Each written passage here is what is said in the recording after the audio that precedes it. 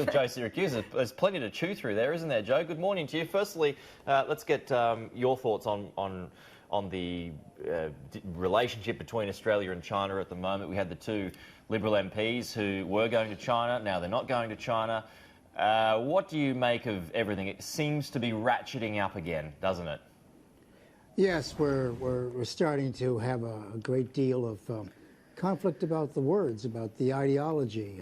Look, I got to say about the two MPs, they're absolutely correct to criticize China, but actually they weren't completely straightforward about how they were going to get there. They were going to go sponsored by China Matters, which is a private organization, funded. You got two members of parliament who are going somewhere on someone's dime to see what China looks like, and they were obliged when they come back to talk about their experiences there. I mean, that's hardly independent behavior. I think it was a very bad step on their part to get involved with those people because, you know, as Mark Twain liked to say, if you tell me who pays for your corn pone, I'm going to tell you what you're going to say next.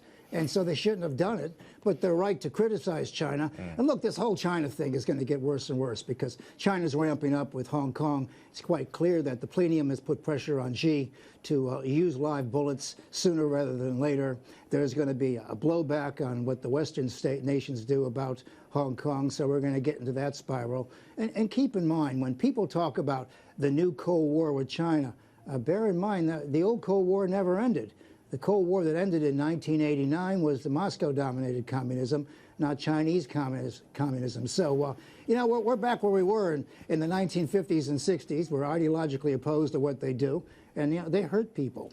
They have no sense of human rights, and they're going to do what they have to do in Hong Kong and in Taiwan later on. And the only people who can resist them right now are the United States and Donald Trump. And Donald Trump, of course, is fighting for his life. I mean, he'll be lucky if he doesn't have to resign by the end of the year.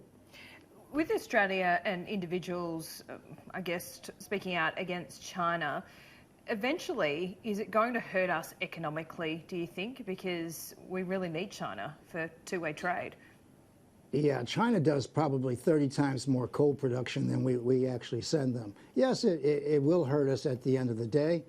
This is the same argument that the loyalists made to the American revolutionaries in the 1770s. You know, if we fight Britain, we're going to have to take an economic hit. Well, yes, they would. But Australia could do other things. I mean, this country's filled with sun and air. I mean, you know, the day may come when coal's not the #1 export, or even education, which is #3. Yes, it's going to hurt. And these two MPs, you know, they're just saying what they see.